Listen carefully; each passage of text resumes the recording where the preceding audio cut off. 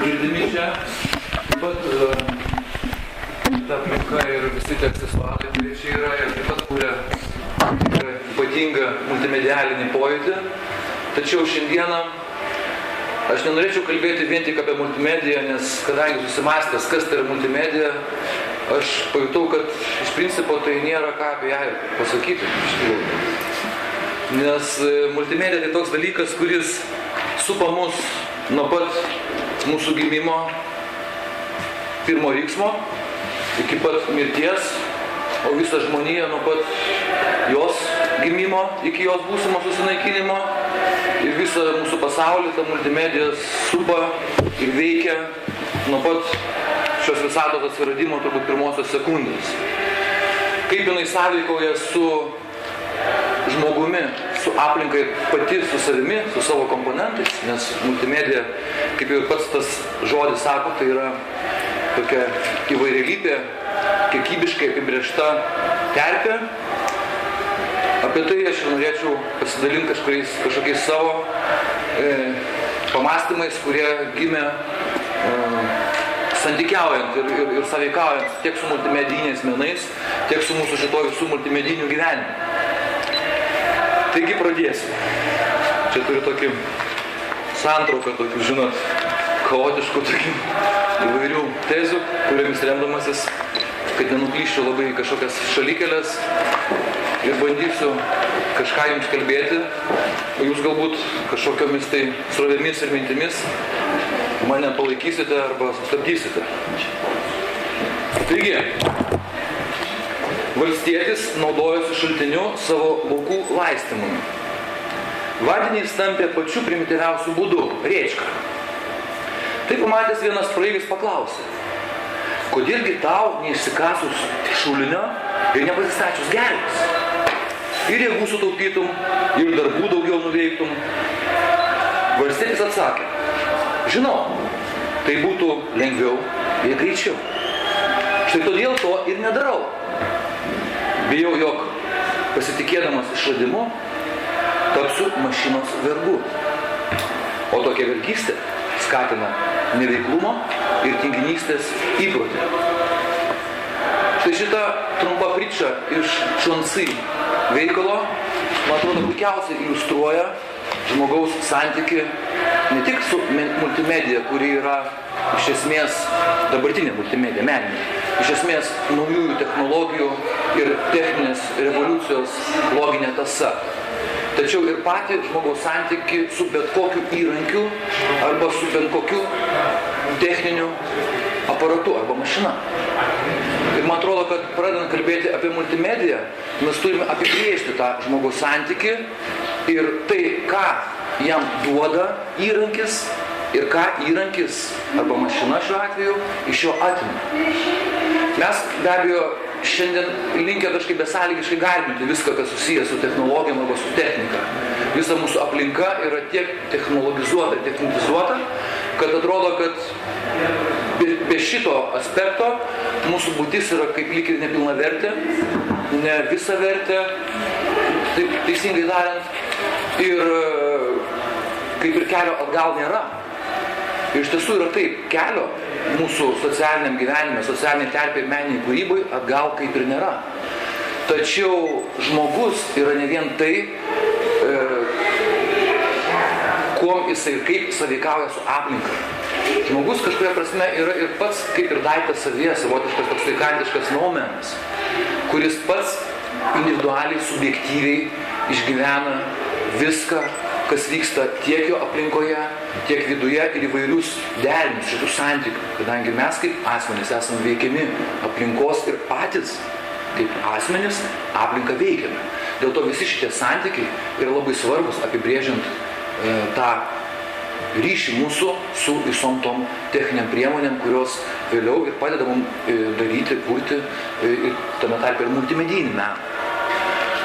Ir čia išryškėja labai didelis skirtumas tarp rytų ir vakarų kultūrų ir požiūrį iš tos dalykus. Jeigu mes pastebėsime ir įsigilinsime, visą technologinį progresą iš esmės pasaulį nešė vakarų civilizacija. Arba kitaip tariant, baltoji rasė. Baltoji rasė buvo pati agresyviausia, pati protiškai, tiksliau intelektualiai, neprotiškai, atsiprašau, labiausiai agresyviausia buvo jinai. Ir dėl to visą pasaulį iš esmės jinai užkariavo. Užkariavo iš pradžių tiesioginių karų, kada maždaug apie 17 amžių jinai technologijų pagalba bei tų pačių įgijo ginklo pranašumą prieš visas kitas rases ir nacijas. Ir vėliau, kada pasirodė, kad užkariavimas ginklų nėra toks efektyvus, užkariavo ekonominėmis priemonėmis ir dabar technologinėmis bei jau intelektualiomis priemonėmis. Ta prasme, baltoji rasė užkariavo ne tik tai fizinį žemės plotą, ne tik tai pasiglemžė turtus kažkokių kitų rasių ar šalių ar valstybių ar žemynų, tačiau jinai tiesiogiai įtraukia, implikuoja, įsiurbia kitas kultūras, kitas rases, tautas ir taip toliau į savo kultūrinį lauką. Ta prasme, pasaulis rieda visiškos niveliacijos link ir tam labai daug padeda šitam tokiam mentaliam kare tos vadinamosios naujosios technologijos. Ir tai įvyko būtent tai, ko bijojo rytų išminčiai, kad ir tas mano minimas prieš tai Šuansi. Tai bijojo, kad žmogus netaptų mašinos, mechanizmo ar aparato vergu. Dėl to vakarų civilizacijai buvo daugiau paplitęs tas toksai horizontalus suvokimas pasaulio ir visos būties. Baltieji visą laiką norėjo ploto, jie norėjo užkariauti, iškėlė Ameriką, Aziją, jie viską ėmė šitai. Rytiečiai daugiau pasirinko tokį vertikalų būties modelį ir siekė visą laiką viską siaurinti. Iškia, kiek vakarai siekė plėsti viską, materializuoti, tiek rytai, kiek galėdami priešinosi tam ir stengiasi viską vertikalizuoti. Ir netgi tas pasakymas multimedijinis menas turi žodelį multi, tai yra daug. Daug tai yra būtent vakarietiškos kultūros principas. Daug, vėliau tai atsirado daug ir greitai. Vienetas yra rytų kultūros aspektas. Mes net galim tai stebėti pačiam rašte, kalboje. Sakykim, jeigu mes vakariečiai viską rašom lineariškai ir darom labai daug ženklų kiekvienam skiemenį paminėti, mes tiesiog žodį skaidom į skiemenis ir raidės, vėliau iš to sudarinėjom sakinius, žodžiu, labai mažom struktūrom remdamiesi, mes arba iš mažų struktūrų darom didelės, arba didelės skaidom į mažas. Jeigu pažiūrėsime tokių jau tikrų rytų kiniečių, ten, ar, sakykim, japonų kalbą ir raštą, ten yra hieroglifas, tai yra vienas žodis iškart pikšt ir yra. Reiškia vienetas, vienis, jokio skaidimo, jokių detalių, nieko. Ir žmogiškoji pajauta rytiečio yra eiti į vieną. Tai yra, rytiečio principas yra meditacija, tai yra satori, atsiribojimas nuo šito pasaulio, išėjimas iš jo, susiliejimas su to vieniu, kuris yra kažkur tai, kur nieks nežino, kažkur kitoj visai erdvėj, nežinoj, kur čia yra, ne horizontalioj, o vertikalioj ir labai aukštai. Tai yra rytiečio gyvensenos principas, bent jau siekiamybė, bent jau buvo. Dabar be abejo visur pasaulyje yra tas skaidimasis ir lūžinėjimas į detalės, bet, sakykime, rytų kultūros vektorius, ta kryptis buvo būtent ta, eiti vieną. Ir visa filosofija rytiečių, kultūra, literatūra, menas ir visa kita taip pat skatino tą vienetą. Vakarų menas skatino būtent multi. Tai yra daug. Tai yra sintezė, daugelio elementų, tai yra konstruktyvus elementas. Ne augalinis, pavyzdžiui, kai medis auga natūralios gamtos pasekmė iš vieno kamieno ir vėliau jisai šakojasi kažką, tai vis tiek vienis. Tai čia yra, sakykime, aš sakyčiau, rytietiškas modelis. Tai yra augalas, tai natūralumas, tai yra mūsų dvasia. O vakarietiškas modelis, tai čia aišku viskas sąlyginai ir grubiai, bet iš principo imant, tai yra namas. Tai yra ne augalas, o namas, kur viskas labai griežtai, konstruktyviai pateisinta, viskas protiškai sugalvota, tai yra sienos, jos laiko stogą, yra langai šviesai, viskas padaryta ir tai yra pasas, tai yra konstruktyvinis elementas, aiškiai, jis neišaugintas, o sukonstruotas. Ir tokiu principu iš esmės vakarai kūrė visą savo kultūrą ir visą savo gyvenimą, būtent konstruktyviuoju principu. Tai yra konstrukcija, bet ne augalas. Ir šitą mintį pailiustruoti aš jums pacituosiu vieno labai garsaus japonų mokslininko, net nepasakyčiau, jog jis yra filosofas, jis tiesiog buvo, na, sakykime, toks dvasinis mokytas, kuris į vakarus atnešė, kaip ir supažindino vakarus su zenbudizmo mokymu. Tai yra tokia kraštutinė budistinė, kai kas vadina, kad tai sekta, patys zenbudistai tai savo, kad tai yra tiesiog tam tikra budizmo atšaka. Tačiau mes dabar ne apie tai kalbame, o kalbame apie tai, kokį santykį tas rytietiškas ir vakarietiškas mąstymas turi su multi, tai yra su daug. Tai ir su tuo tarpu su to daug gamintojais ir nešėjais, tai yra technikos, technologijos elementais, kurie iš esmės šiais laikais ir kūrė viską, ką mes turime virtualioj multimedijoje. Taigi, Daisetsu Taisaro Suzuki sako, mechanizacija atstovauja intelektą, o kadangi pastarasis iš esmės yra utilitarus, mašina neturi įdvasintos etikos arba etinio dvasingumo. Mašina verčia žmogų kuo greičiau atsikratyti darbų, kad gautų jau galutinį rezultatą. Darbas kaip toksai praranda savo vertę, jis tampa tik priemonė. Galima sakyti, kad ir gyvenimas apskritai praranda savo kūrybinį veidą ir virsta instrumentu, o žmogus į gėrybes gaminančią mašiną. Mašina tapo viskuo, o žmogus paverstas niekingu jos tarnu. Tačiau mums būtų neblogai suvokti visą žmogiškų rankų reikšmę, o taip pat ir blogį kylantį iš šiandieninio mechanizuoto gyvenimo terpėje, garbinančio intelektą vieningos būties sąskaitą. Šitoj citatoj Suzukis būtent ir daro tam tikrą takoskyrą tarp dviejų pagrindinių pasaulėjautos principų.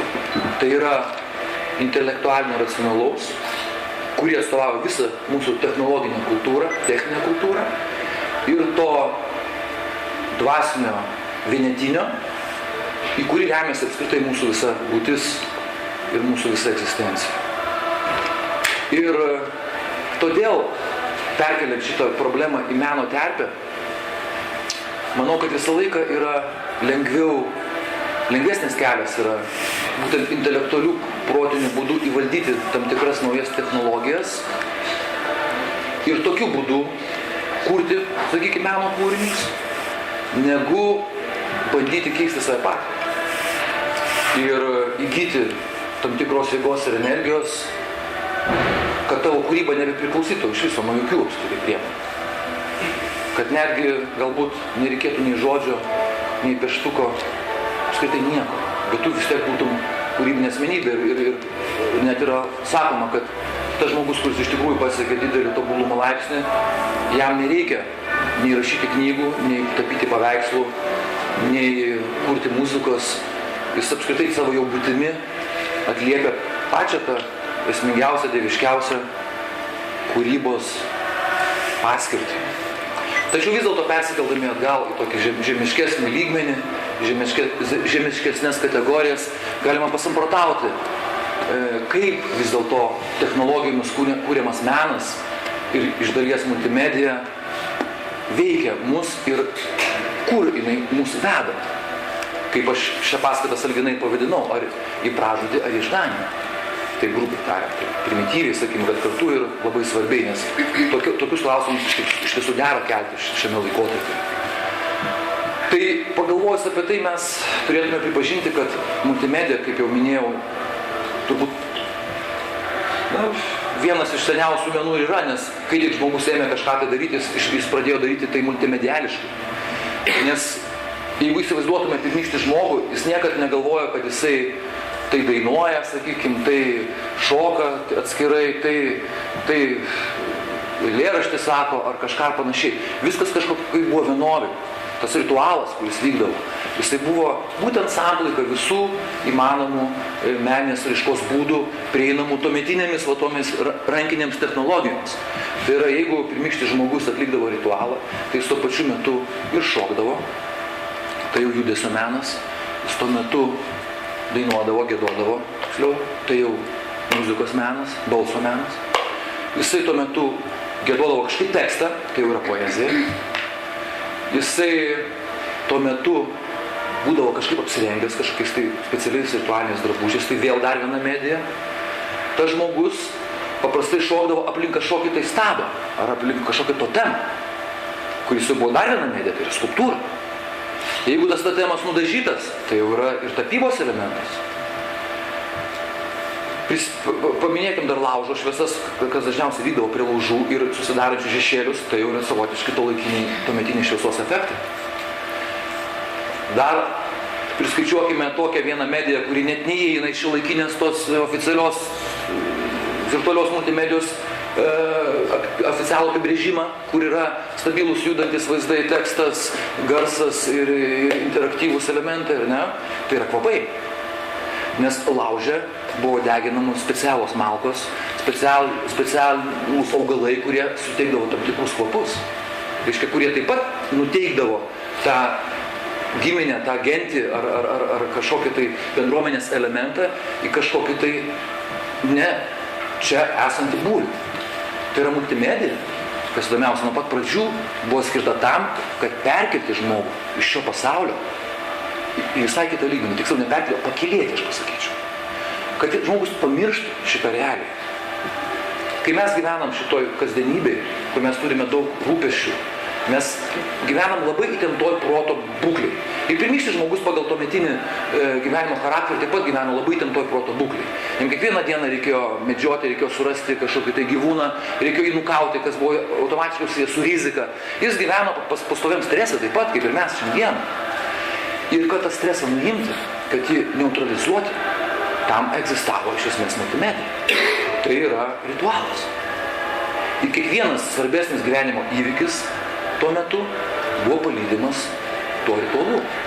Ar ėjimas į medžioklę, ar grįžimas, ar kažkokio žvėries nukovimas, ar išėjimas į karą, į mūšį, ar grįžimas iš jo, ar laidojimas žuvusių, ir taip toliau ir panašiai.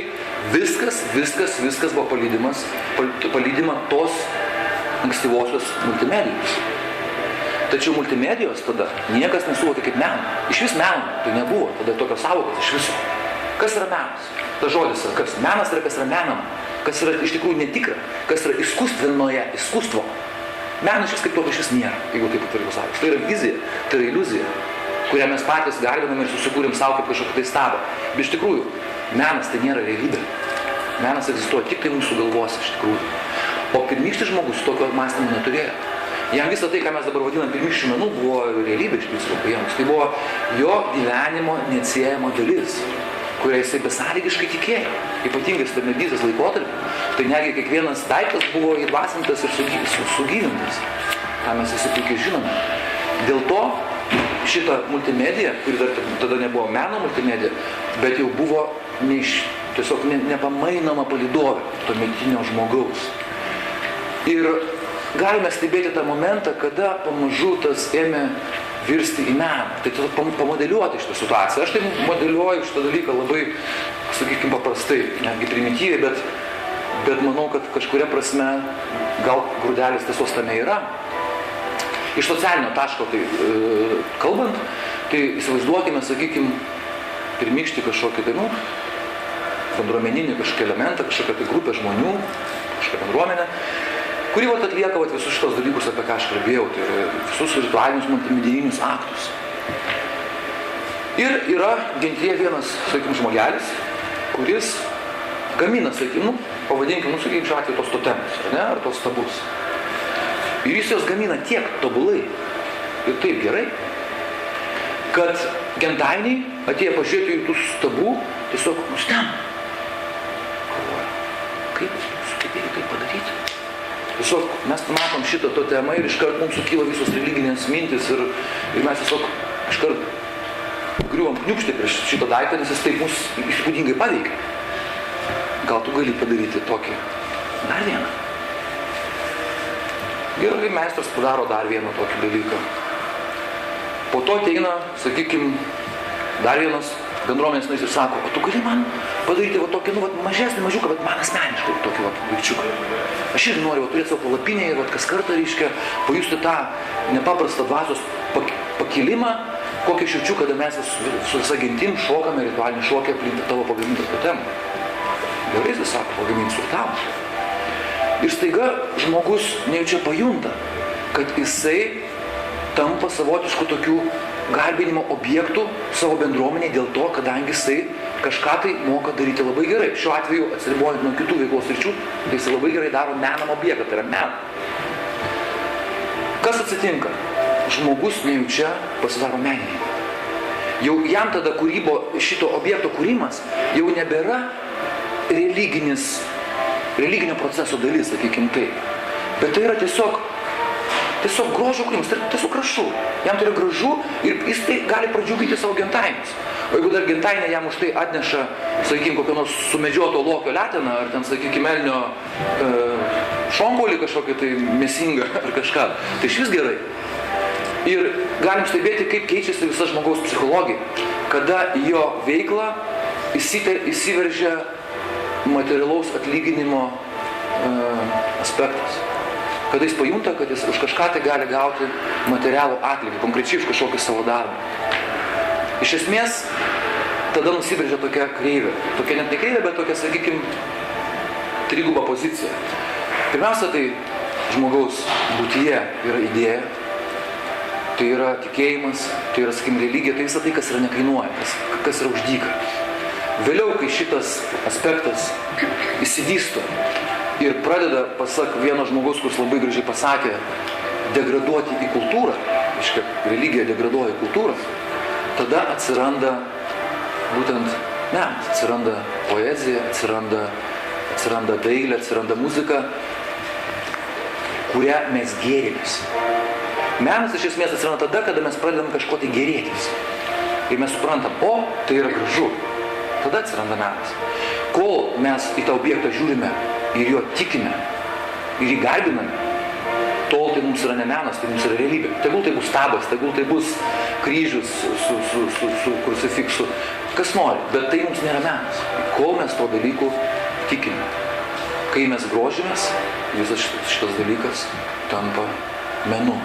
Ir tada šitas procesas jau pradeda iš esmės degraduoti į dar žemesnį lygmenį, tai yra į konkretų mūsų materialų gyvenimą čia ir dabar, kurį reguliuoja jau protas, racija, bet netikėjimas, pasišventimas ir auka. Vadovauja protas, racija ir nauda. Ne auka, o nauda. Tai šitie principai atsiranda tada, kada žmogus pajutęs, kad gali pasinaudoti, kad gali iš esmės parduoti savo tikėjimą ir suabsoliutinęs savo buvimą čia ir savo gerbuvį čia, reiškia toj racionalioj, objektyvizuotoj, sąmoningoj erdvėj, jis dažnai tą kontaktą, tą vertikalų ryšį pradeda silpninti ir ilgainiui jį absoliučiai praranda. Koks tai ryšys su multimedijom? Kadangi mūsų šiuolaikinė multimedija taip pat yra susijusi su labai subtiliom ir labai pakankamai sudėtingom techniniam priemonėm, aš noriu pasakyti, kad ta techninė priemonė iš esmės yra tas totemas, kurį susigundęs tas kažkokio tai pirmykščių žmonių kaimelio dievdirbys tiesiog pagamino plačiam vartojimui, o ne tikėjimui. Ir taip atsirado technologija, priemonės, kuriomis mes galime tą multimedijinį meną dauginti, tiražuoti nepaprastai dideliais kiekiais. Ir tada mes atsiduriam prieš tokią dilemą. Kas mums iš tikrųjų yra svarbiau, kas mus valdo? Kam mes atiduodame save ir ar mes patys kontroliuojame tai, ar jau mus tai kontroliuoja. Tai yra būtent tas sudėtingas technologinis procesas, kuriuo mes kūrėme šiuo atveju meno kūrinį. Palyginimui pateiksiu paprastą dalyką. Įsivaizduokim taip pat kažkokį tai žmogų arba tiesiog patį save, kur nors vasarą Palangos paplūdimyje ant smėlio, kai užplaukė tokia savotiška, tokia sugestyvi nuotaika prie saulėlydžio ir mes nesąmoningai kažką tai pirštų smėlyje pradedam piešti. Ne? Kažkokį ornamentą arba tokį nupiešim, tokį ratą. Ne? Tai mes iš tikrųjų esame absoliučiai vienovi su gamta. esam tik mes ir natūra. Tas pats, jeigu mes kažkokią ekstazės pagarimo būsenoje paimtume, miške kokį pagalį pradėtume klykti, rėkti ir daužyti per kokį kamieną, tuščią su juo ir tai taip pat mes kurtume, sakykime, šiuo atveju meną, bet jis taip pat būtų labai giliai susijęs su natūra. Visa problema atsiranda tada, kad atsiranda įrankis. Jeigu, pavyzdžiui, mes jau paimam pagaliuką ir jau nesu pirštu brėžiam tą ornamentą smėlyje, o su paprastu pagaliuku, tai mes turime tarpininką tarp savęs ir savo darbo. Tai yra tas pagaliukas, kuris jau įtakoja mūsų darbo pavidalą, kadangi nuo pagaliuko storio, nuo jo formos priklauso, koks bus tas rezultatas. Principą mes jau turime techninį įnagį, jau technologiją mes turime. Dar ta technologija išauga, kada mes, sakykime, paimam teptuką ir jau, sakykime, pamirkom į tušą ir piešinam popierius. Tarpininkai jau 2, jau netgi 3 teptuko kotas, šeriai ir pats tušas. Ir dar viena medija, tai yra popierius, ant kurio mes, ar šilkas, ant kurio mes stamos.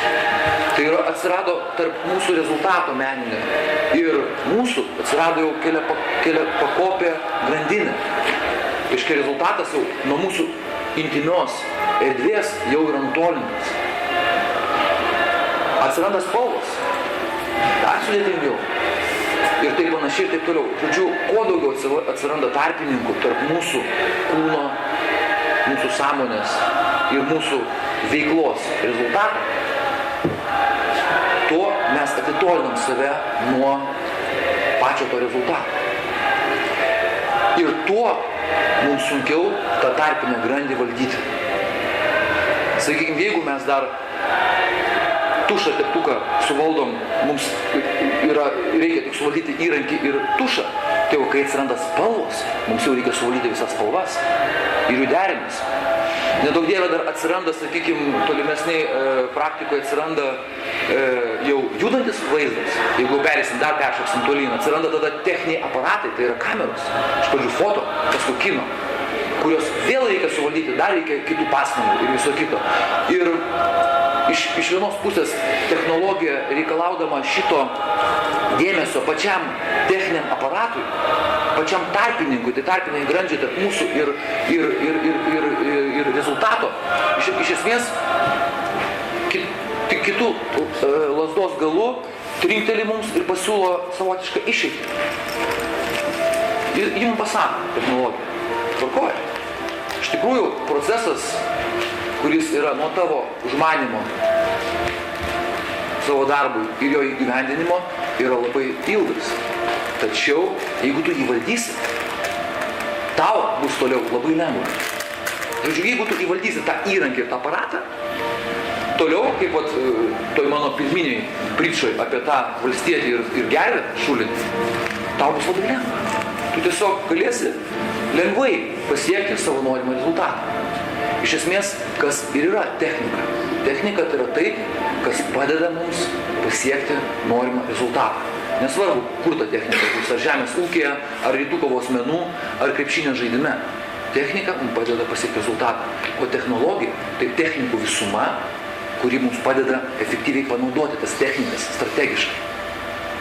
Dėl to, kalbant apie dabartinį technologinį meną, multimedijos šiais laikais yra iš esmės technologinis menas, šiuolaikinis. Aš jau nekalbu apie tas multimedijos, kurios yra tradiciniam teatre, tradiciniam balete.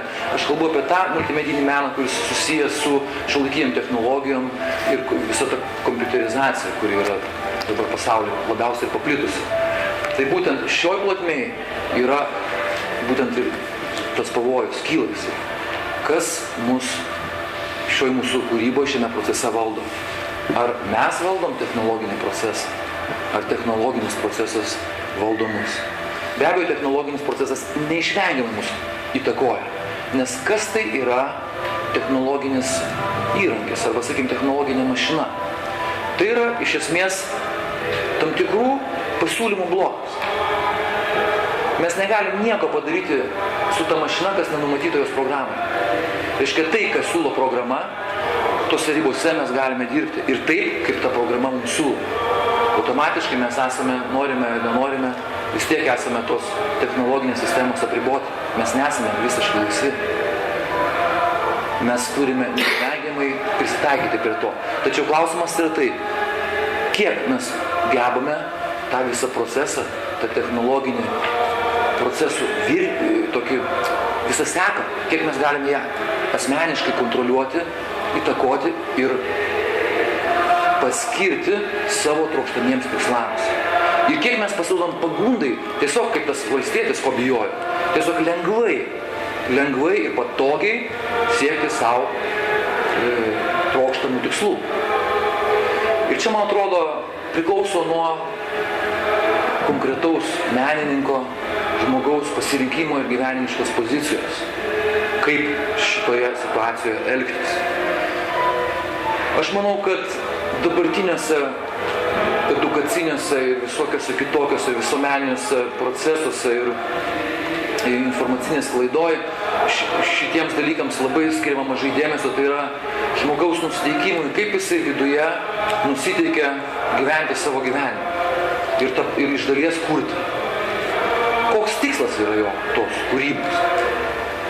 Jeigu tikslas yra, kaip kad dažnai būna, tiesiog įtvirtinti savo ego, pasirodyti žymių menininkų, sakykime, nusipelninti kitų pagarbą, tą, ką darė ir tas mano sumodeliuotas totemų gamintojas, kuris pajuto, kad per totemų gamybą jis gali išgarsėti ir praturtėti. Tai yra vienas kelias ir deja daugelio pasirenkamas. Yra kitas kelias, tai yra savo pačiam atsakyti tiesiai šviesiai, intimiam pokalbėje,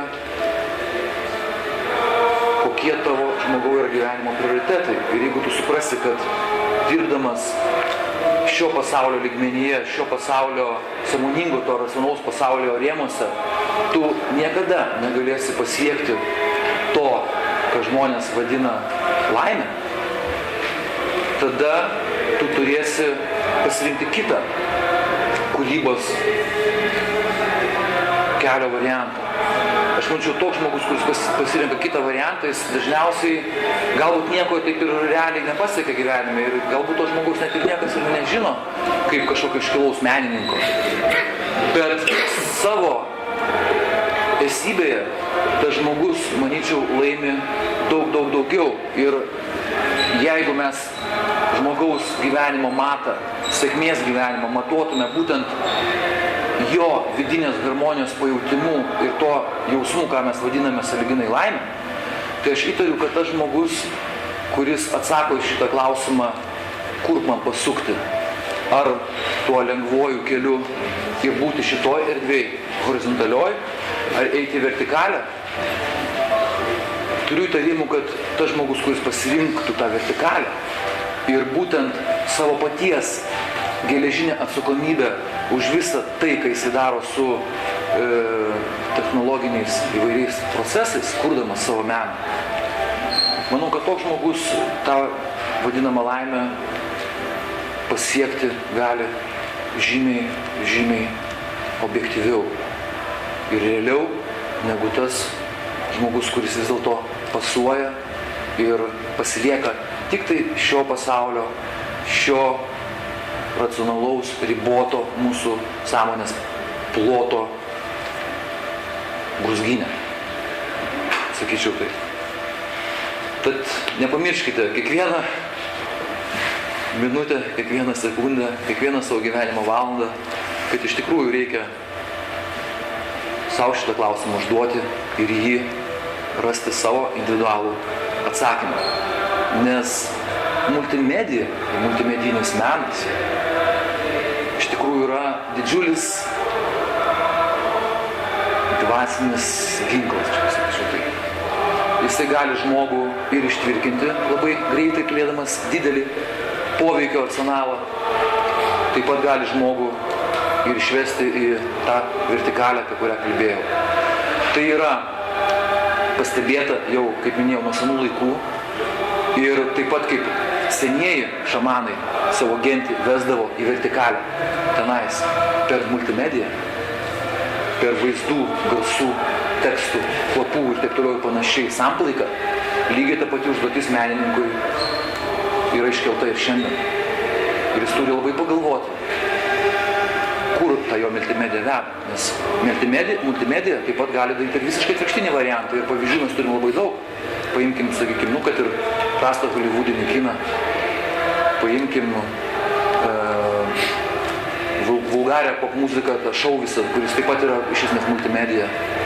Visi šitie dalykai iš esmės veda žmogų žemyn nuo vertikalius ir paskandina jį toj racionalioj horizontaliai, kurioje žmogus iš esmės paklysta, nerasdamas jokios atramos. Todėl multimedija, manyčiau, yra kažkuria prasme pavojingas užsiėmimas. Ne tik pavojingas užsiėmimas tuom, jog šalia tariamo sudėtingumo jisai turi ir labai realų lengvumą. Tai yra įvaldžius technologinius procesus galima ganėtinai lengvai manipuliuoti tam tikrais dalykais ir daryti kažką tai labai pigiai ir greitai. Ir ne tik mene. Naujos technologijos leido iš vis pasaulį paversti kažkokiu vienu dideliu falsifikatu. Nes viskas pradėjo mūsų pasaulyje tapti falsifikatais. Viskas falsifikuojama. Pradedant maistu, gėrimais, vynu, automobilio padangom ir sportbačiais. Patys viską puikiausiai žinot, falsifikuojama praktiškai viskas. Ir šiais laikais užtenka įberti į vandenį specialiai paruoštų miltelių ir tau tai atrodys, kad tai yra puikiausias vynas. Ir jis skonės jau bus identiškas, nieks neskirs. Tačiau vidinė struktūra to gėrimo, vidinė energetika bus absoliučiai pažadinga žmogui. Nors iš išorės jinai visiškai nesiskiria. Tai iš mūsų pasaulio dabar taip ir atsitiko, kad mes turim labai daug reiškinių, kurie visiškai nesiskiria nuo tikro reiškinio. Tai yra tokie fantomai, kaip padirbti Adidas treningai. Neskirs niekas nuo tikro, bet tai ir ne tai. Dvasiniam lygmenyje, meniniam lygmenyje tai dar pavojingiau yra. Kurti toks tariamus, lengvai sukurptus šedevrus, kurie neturi jokio vidinio energetinio užtaiso, yra dar vienas, ar ne vienas, o daug vinių į mūsų visos kultūros ir civilizacijos karstą. Nes ne vienas mąstytojas ir menininkas tikras ir mokslininkas yra pastebėję, kad bent koks mūsų būties sumaterialinimas, tai yra materijos aspekto iškelimas aukščiau visko, veda į visišką pražūtį. Dėl to ir multimedijinis menas, jeigu jisai kels savo užduotį patikti ir generuoti žemuosius žmogaus instinktus, ką taip pat jis gali daryti labai lengvai. Mes žinom, pavyzdžiui, kas yra ir porno biznis ir visa kita. Tai, tai bus toks tada vadinasi menas. Bet ar tai bus galima pavadinti tuo menu, kuris mus veda į vertikalę? Tai be abejo, kad ne. Kaip kad pasakė Sokratas vieną kartą, vesdamas savo mokinius tarp Atėnų kalnų, sutiko prostitutę. Ir prostitutė sako: gerbiamas mokytojau, ko tu čia taip vargsti? Su tais mokiniais čia kiekvieną dieną čia mokai, paskaitas skaitai, pinigų dar už tai ne visada gauni. O man tik užtektų kištų po moterį, su tavo mokiniai nulėks paskui mane. Sokratas sako: taip, be abejo, visiškai su tavim sutinku, nes aš tai jos stengiuosi tempti aukštyn, o tu tai jos tempi žemyn, kas yra žymiai lengviau. Štai tai buvo visas ir atsakymas tą klausimą.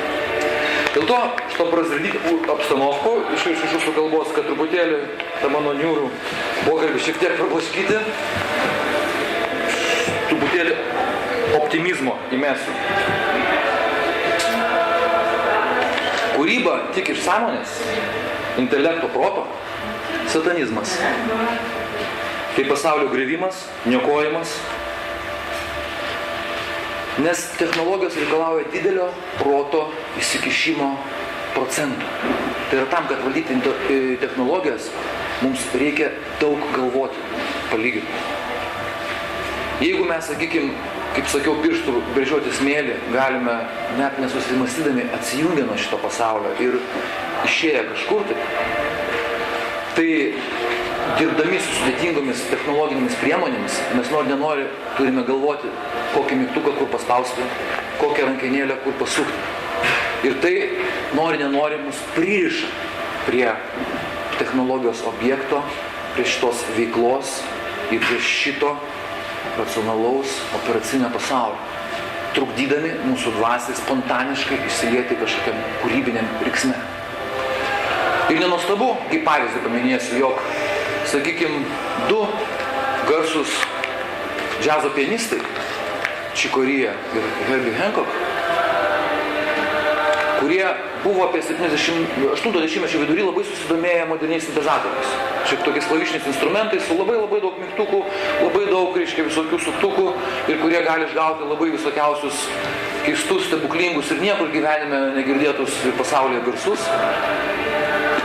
Galų gale vieną dieną, turėdami angažuotą koncertą vienoje iš Europos salių, kažkokiam festivalyje, staiga pasirodo salėje su 2 akustiniais fortepijonais.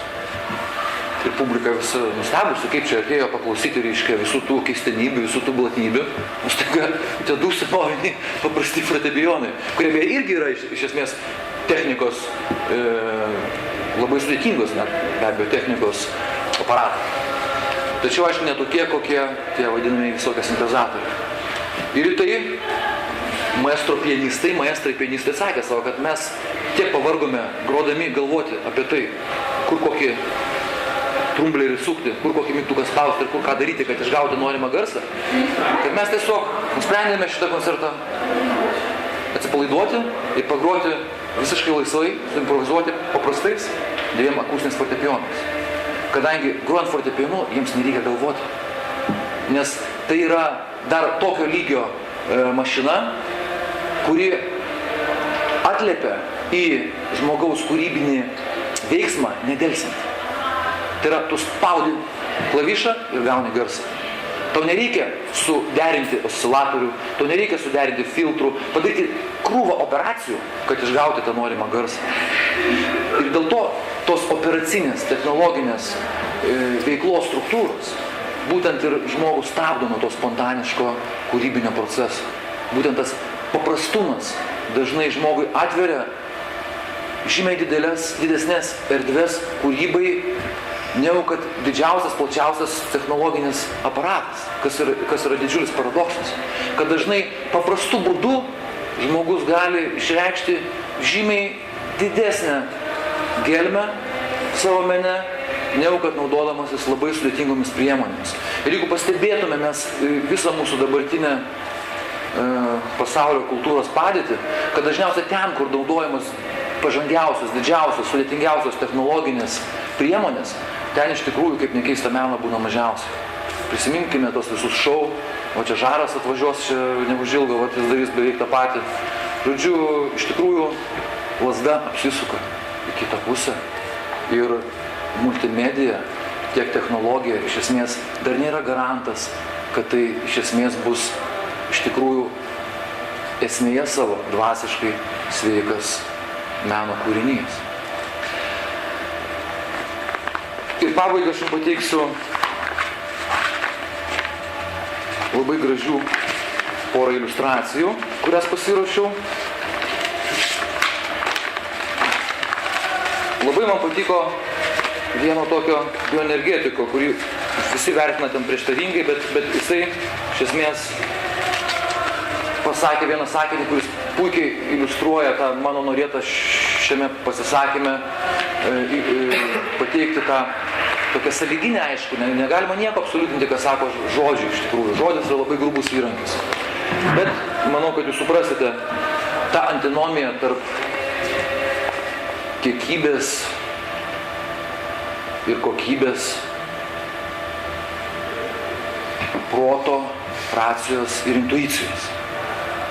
Sakykime, jeigu mes protą, intelektą, raciją, visą tai, kam kelia kulkščiauja dabartinis ypatingai vakarų pasaulis ir mūsų vakarų civilizacija, ir kitoj pusėje, kaip padėtume kitoj vietoj, priešingoj vietoj, tai pridėtume kokybę, intuiciją, spontaniškumą, Tai Lazarus iliustravo tą labai griežtai. Jis pasakė, šėtonas beldžiasi į galvą, o Dievas į širdį. Manyčiau, kad nepaprastai taikli citata, kuri labai griežtai, grubiai, bet vis dėlto parodo šitų dalykų esmę. Ir aš manau, kad visa mūsų netgi lavinimo sistema, kuri irgi iš esmės tik tai pagrįsta intelektualinėmis spekulacijomis ir racionaliais procesais, iš tikrųjų irgi tarnavo iš esmės šėtonui. Nes protas iš tikrųjų gimdo šėtoną, bet ne širdis. Nes kas yra šėtonas? Šėtonas tai tas pats Dievas, tai be meilės. Ir apie tai yra Solovjovas, rusų filosofas, parašęs labai gražų apsakymą. Velnias, tai yra šėtonas, taip pat yra labai talentingas, jis yra puikus menininkas. Ir tarp menininkų mes tokių matyti rastume ne vieną.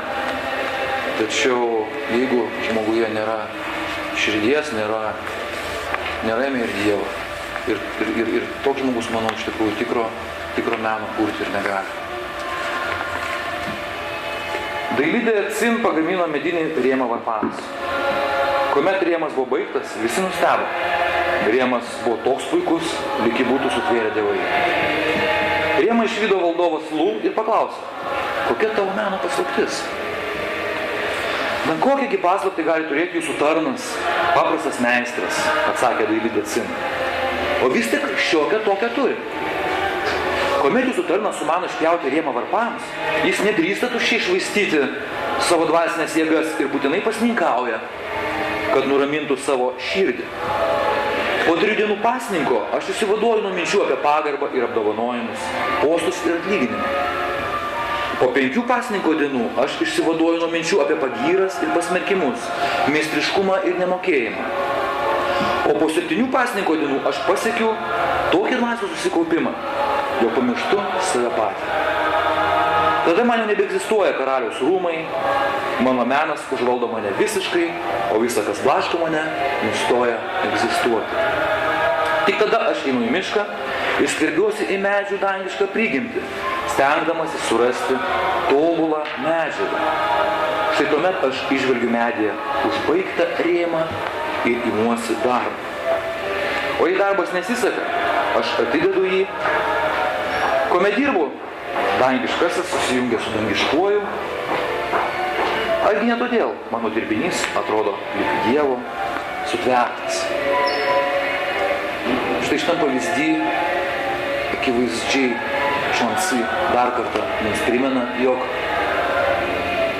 kūniškas principas, kūniškos mūsų nuostatos, kūniškos mintis, kūniška veikla mus traukia prie materijos, prie šios žemės, prie to, kas laikina ir kas anksčiau ir vėliau pūna. O kaip kad meistras Cin nukreipia savo visą kūrybinę energiją per pasninką šiuo atveju į padangės, kaip kiniečiai sako, rusiškai gražiai skamba padnebėsyje. Tuomet ir gauna visai kitokį rezultatą savo menui, kuris įvardinamas kaip dangiškasis. O ką daryti, kad žmonėm tai būtų galima pasiekti šitokią būseną? Ką daryti, kad visi menininkai, ne tik tie, kurie kūrė multimedijas, prisirištų prie to dangiško prado, o nesusigundytų tuo žemiškuoju pradu. Ir kad tai padėtų jiems tikrai kurti tuos dangiškosius anot Cin meno kūrinius, o ne tik tai kažkokį tai, sakykime, mus laikinai sudirginanti ir net galbūt sužavinti draikalą. Nes menas iš esmės taip pat yra dirgiklis. Jis mus iš vienos pusės dirgina, žadina. Ir tai ne visą laiką yra blogai, jeigu jis mus žadina tiems dalykams, o ne tiems. Ir iš kitos pusės menas yra didžiulė psichoterapinė priemonė, kuris padeda mums atsilaikyti prieš šio pasaulio negandas iš tikrųjų. Prieš šio pasaulio stresus. Jeigu tai, aišku, yra tikras menas. Ir pasiekti tą menininko būseną, kad jisai sugebėtų kurti tą, nebijosiu šio žodžio, šventą meną. Nebūtinai tai turi būti religinės giesmės, be abejo. Tai gali būti pats žemiškiausias kūrinys, tačiau jis bus šventas savo esme. Tai vienintelis būdas tai būtent ir atsiribojimas nuo to kūniškumo, materialumo ir to nuo racionalaus operacinio mūsų pasaulio valdymo modelio. Ir labai gražiai, bet labai radikaliai, čia netgi pankiškai, apie tai vėl kalba Šanci. Epizodą, kurį aš paskaitysiu pačiai pabaigai. Tik tai noriu dar pakomentuoti patį Šanci kaip asmenybę, jog tai buvo kiniečių filosofas, kuris visiškai netelpa į jokias akademinės struktūras. Iš esmės filosofijos istorijoje netgi Šanci yra lyg ir kaip ir apeinamas. Jis daugiau vertinamas kaip rašytojas. Tai galbūt iš vis būdinga tam kiniečių mąstymui, apie kurį dar iš dalies kalbėjau, kalbėdamas apie rytus, jog kiniečiai sustabdė savo technologinį vystymas, net jo nenorėjo. Tai yra nacija, tai yra tauta, kuri išrado paraką, popierių, dar daugelį stebuklingų dalykų, tačiau technologiškai visiškai nepaėjo priekį. Jie mąstė lygiai taip pat kaip tas valstietis, apie kurį aš kalbėjau, kuris nenorėjo statyti šulinio, kasti šulinio ir statyti gerves. Tai apie šitą tokią nuostatą ypatingą, kinietišką, su tokiu pankišku radikalumu ir kalba Šanci. Tai aišku labai nepatiktų mūsų akademinių įstaigų turbūt profesoriams ir tai turbūt mažai kas suprastų iš mūsų politikų. Tačiau jeigu mes labai įsigilinsime į šitą abzasą, tai manau tikrai suprasime, kad Šanci nėra kažkoks tai negatyvus griovėjas ar kažkoks tai negativistas, tačiau pasiūlo mums patį radikaliausią, tikriausiai matyti veiksmingiausią būdą, kaip pasiekti savo gyvenime ir savo kūryboje iš dalies tų tikslų, kurių mes slapta trokštame, bet ne visą laiką drįstame jais sekti. Kadangi mes, kad jais sektume, turime padaryti sekantį.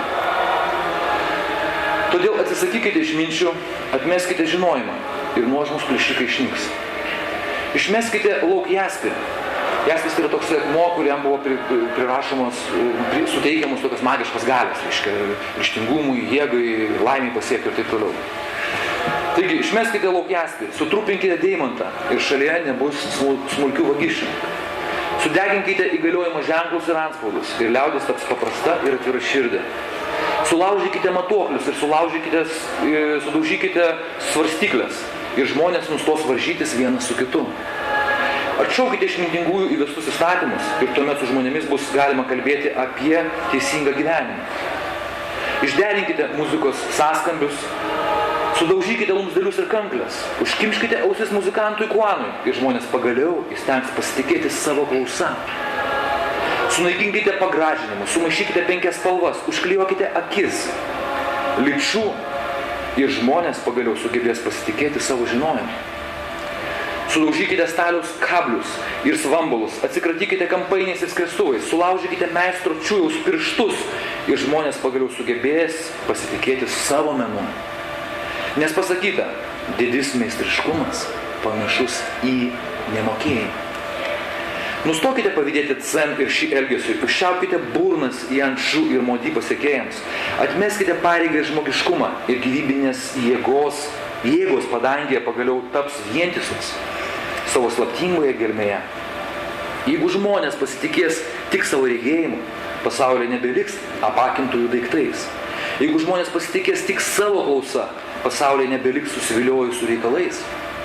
Jei žmonės pasitikės tik savo gyvenimiškomis savybėmis, pasaulyje nebeliks prisirišusių Zen ir Ši, Jan, Šu ir Modi, mokytojas Kuanas ir meistras Šujus ir spalvų žinovas pagimdė pasaulyje sumaištį ir betvarkę.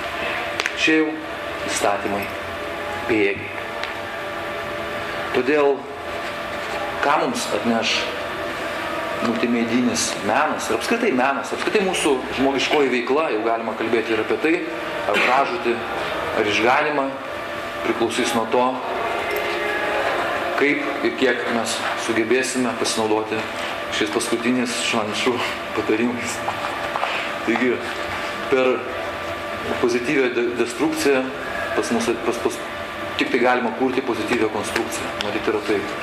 Jeigu norim pastatyti naują namą, be abejo turim sugriauti seną, bet vietojo vis tiek mes turime statyti. Taigi ačiū Jums, kad manęs išklausėte.